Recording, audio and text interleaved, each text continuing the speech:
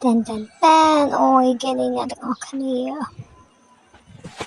តោះថ្ងៃនេះខ្ញុំនឹងនាំអ្នកទាំងអស់គ្នាមកមើលទេសភាពចាដើមផ្កាពណ៌លឿងនេះចាតែមានអីចម្លែកនេះ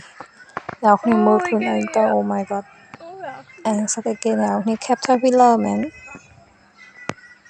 អូសំខាន់អាតកូវនឹងឃើញច្រើនដងនេះអូណាគេខ្លាចខ្លះនេះមកមើលតកូវទាំងអស់គ្នា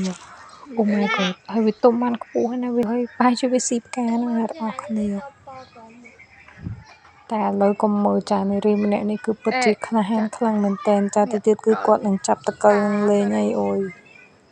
ខ្ញុំនឹកស្មានថាគាត់ហ៊ានចាប់ទេឥ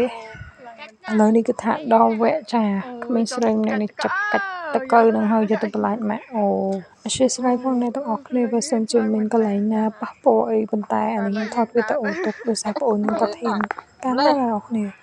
ជាមួយទៀតគាត់កាន់ណាតកូវនឹងឲ្យប៉ះទៀតអូអានេះគាត់ចូលមកដល់កន្លែងម៉ាក់ណាអូយម៉ាក់ខ្ញុំក៏ខ្លាចដែរអូយគាត់ហ៊ានកាន់ហើយចាងែក្បាលលេងទៀតអូយគួយខ្លាចខ្លាំងមែនតើចាអ្នកនរគ្នាមិនដែរតកូវមួយនេះហើយវីដេអូនេះមានតែប៉ុណ្្នឹងឯងអ្នកនរគ្នាផ្ញើទៅកាន់អ្នកខ្លាចតកូវជាពិសេសមិត្តភក្តិតែមួយអាចចង់ក្រោយនេះអូយអាសត្វមន់នេះវាឡើងលើ